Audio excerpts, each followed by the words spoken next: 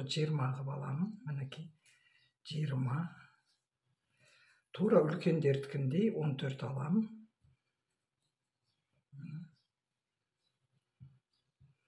Міне көрсеңіздер, бүйтіп 14 алдым. Енді мына жерді үшбұрыштаймыз бүйтіп. Тура үлкендердікіндей ортасын бөліп мінерден 2. Былай түсіреміз. Мына жақтан 1. Мінекей енді мына жерді әшейін қоса саламыз. Мінекей жеңді. Түсіндіңіздер деймін. Енді осыны кесіп аламыз. Міне мен сызған жерден кесіп аламын.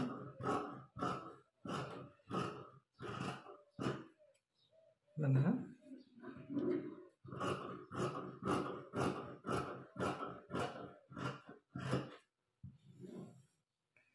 Кесіп алдық. Енді келесі екіншісінде кесіп алам. Ол екіншісінде қыздар мен бұнаны бір жақтама пішіп отырмын. Бұл велюр біткенде жатысы былай қарау керек, сонда төбесі осы жақта болады. Жоғары жағы. Мінекей мына жерден және біреуін пішіп аламын. Осыны өзім қойып піше саламыз.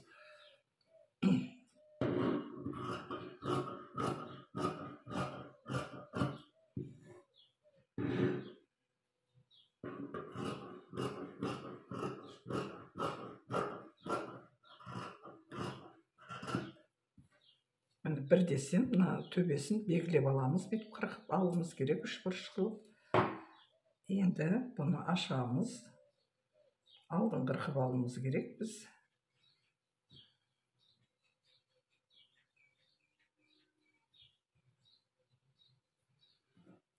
Мінекей мен төбесін белгілеп алдым. Енді осы жерден алдын сәл ойып аламыз. Детскитта тура үлкендердікіндей үстім. 1 сантиметрден ойып, мына жерге 3 сантиметр жетпейтіндей қылып, осы жерге әкеп қосамыз. Міне қостым. Мына жақты белгілеп алу керек біз үстіп. Міне қазір көрсетемін.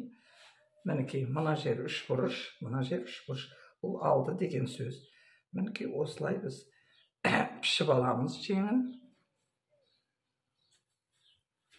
Бүктеп алдым. Қайта көрсетейін. Мінекей осылай мен бүктедім. Бұл 3 жасар, 4 жасар қыздікі. Ұзындығы 52. Мінекей 52-ні алдым. Мен 52 емес, 54 алдым. 2 сантиметр қайтарылуына деп. Енді біз осы жерден әдемілеп бұны сызамыз.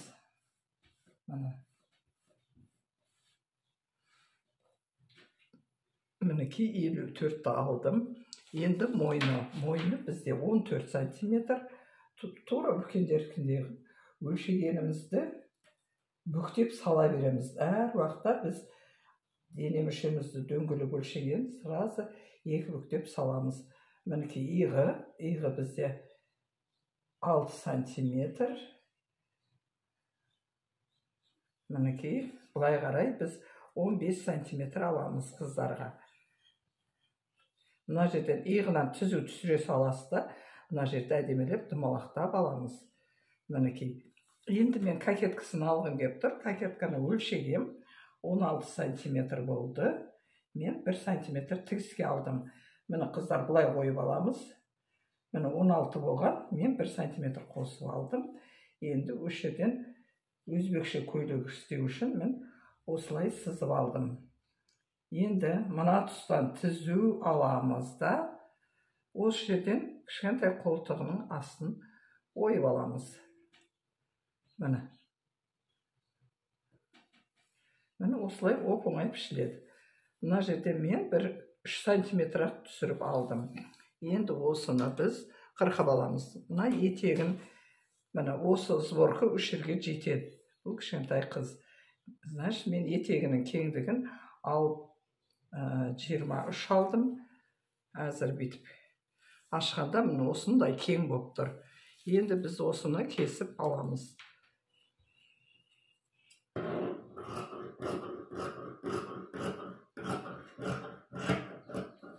Мінекей.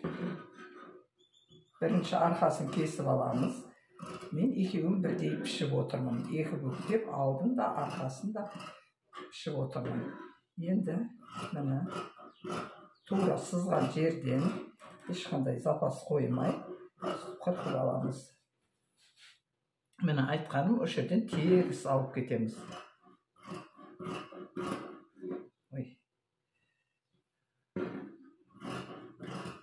Мына жерді бір 3-4 сантиметр өйтіп, ішіне көп кеш бермеу керек. Қазір көрсетемін қалай тұратынын.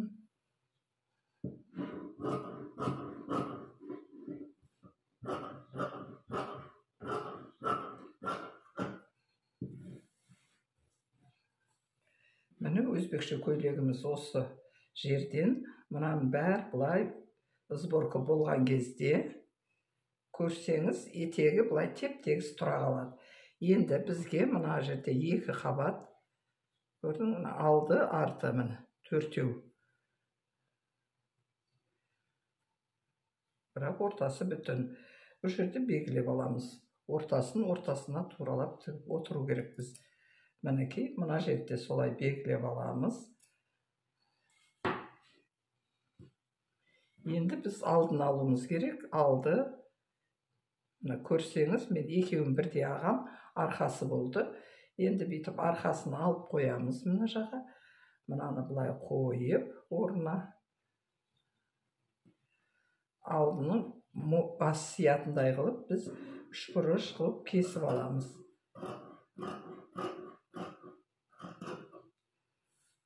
Әзір көрсетейін. Міне көрсеңіз, осындай 3 бұрыш болды. Мынау арқасы. Мына арқасы, мынау алды. Мен 3 бұрыш кескенім, мына жерде жағасы симай қалады деп, мойны симай қалады деп, осылай кесіп алдым. Мінекей, көргенде үстіп.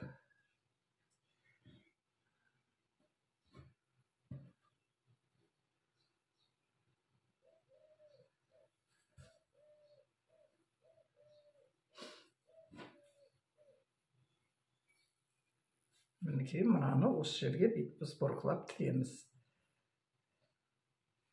Міне детский көйлегіміз осылай шықты. Үлкендердікінде тура осылай пішеміз. Үлкендердікі 27-28 болады мынаусы. Мына кішкентайлардікі 16 қылып алдым.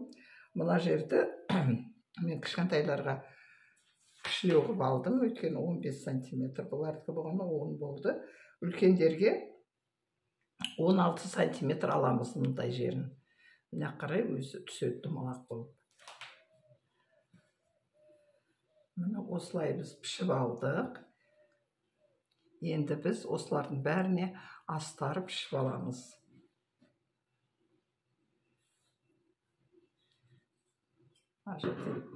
Кесіп алып тастаймын. Мен алдына баланы салғым кеп тұр. Өзбекше көйлектің, жаңа кішкентай детский болғандықтан біз бұны көрсетемін баланы.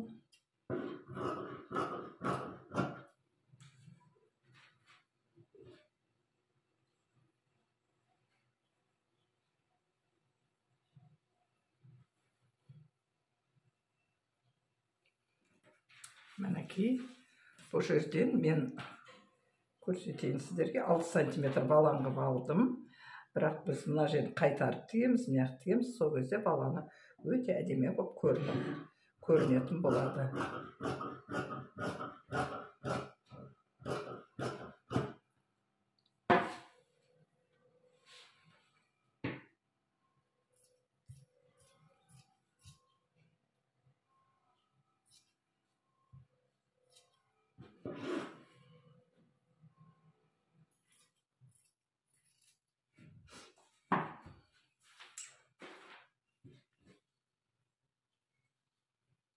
Мен бұл баланды мына алдына салмақшымын.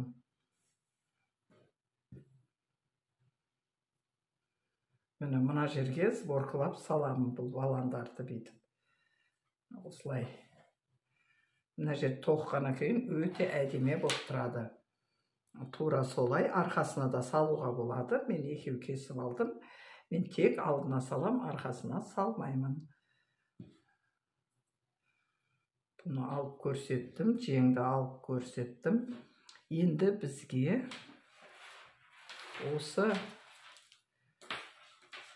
бізге астарлау керек. Маған астарлық мата әкелген жоқ.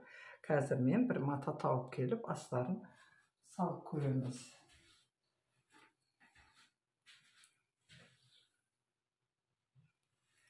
Мінекей, мен мынандай кусок мата алдым. Бұны біз екі бүктейміз. Мынаны да екі бүктеп, астарлау керек. Өзбекше көйлектің кеудесінде астар болады. Мінекей, бұны осылай қойып алдым.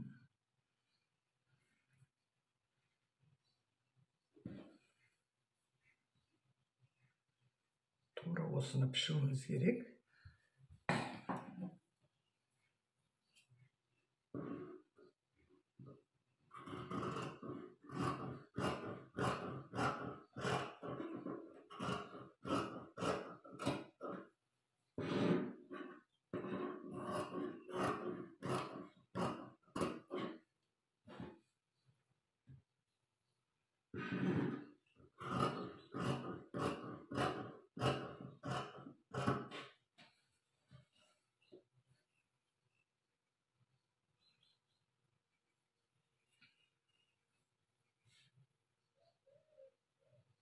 Мінекей, осылай пішіп алдым. Енді мынаны осыған беттестіріп қоямыз да.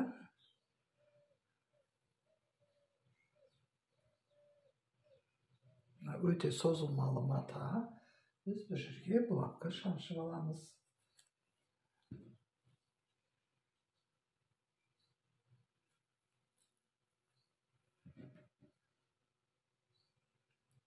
Жылжып кетпеу үшін осылай бұлапқа шаншып аламыз.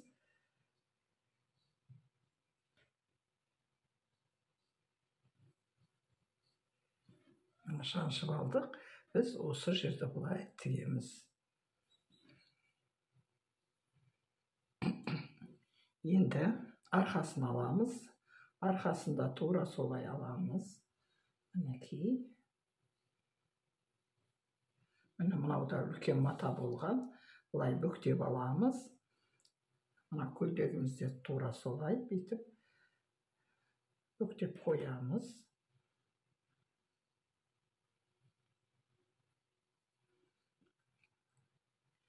Енді осы жерге бүктеген жағына қойып, тура осылай бұны да кесіп аламыз.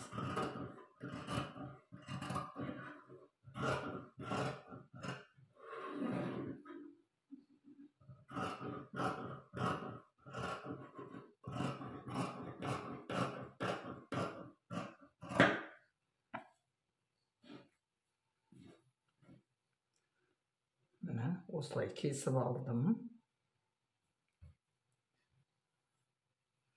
Мынаны да тура осылай қойып,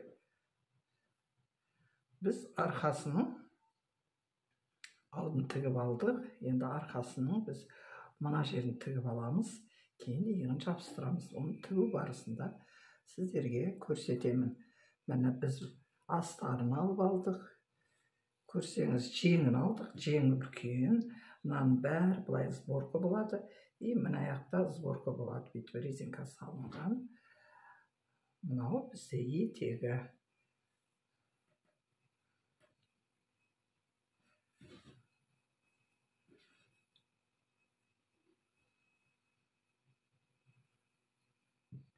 Мына етегінде біз бір тестен осыны қоямыз да, екі шетін тігіп аламыз. Мына екі шетті тігеміз, зигзагтап, оберлоктап аламыз, или зигзагтаймыз. Одан кейін мына жерде екі строчкамен тігіп, бұны жиып дайындаймыз. Мына осылай өзбекше көйлек өте жеңіл, оңай тігіледі. Мына осылай пішіп алдық.